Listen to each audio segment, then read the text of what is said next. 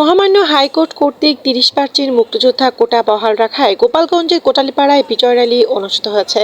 আমাদের কোটালীপাড়ার প্রতিনিধি শাহ আলম মিয়া জানায়, আজ বুধবার বেলা 11টায় এক বর্ণাঢ্য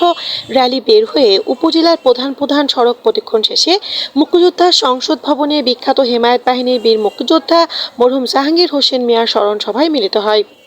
সাবেক কমান্ডার হাজী লুৎফর রহমান শেখের সভাপতিত্বে উক্ত অনুষ্ঠান আয়োজন করে মুক্তিযোদ্ধা প্রজন্ম পাঠাগার। এ সময় পরলোক গমনকৃত সকল মুক্তিযোদ্ধাদের স্মরণে 1 মিনিট নীরবতা পালনের মধ্য দিয়ে উপজেলা পরিষদ ভাইস চেয়ারম্যান দেবদুলাল বসু পল্টু, হিরন ইউপি চেয়ারম্যান মাজহারুল আলম পান্না, সাবেক ডেপুটি কমান্ডার আবুল কালাম দারিয়া, বীর মুক্তিযোদ্ধা মান্নান শেখ, তৈয়াবুর রহমান সর্দার, আতিয়ার রহমান মোল্লা, সদানন্দ গাঙ্গুলি, সুধারঞ্জন রায়, প্রভাত চন্দ্র রায়, পরিমল চন্দ্র বিশ্বাস, ইউনুস আলী শেখ, শহীদুল ইসলাম শেখ, মুক্তিযোদ্ধা প্রজন্ম পলাশ সর্দার সহ আরও অনেকেই বক্তব্য রাখেন। এ সময় সাবেক জেলা পরিষদ সদস্য নজরুল ইসলাম হাজরার মন্নু, বীর মুক্তিযোদ্ধা মোদাচ্ছের হোসেন ঠাকুর, পরিমল চন্দ্রশীল, আব্দুর রাজ্জাক শেখ, মতিয়ার হোসেন শেখ, আওয়ামী লীগ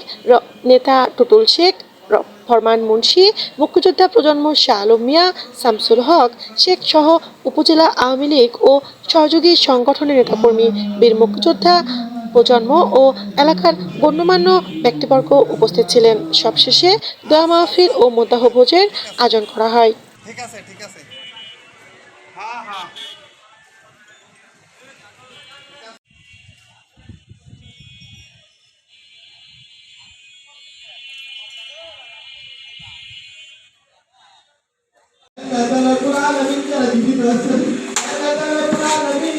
প্রত্যেককে সুস্থ করে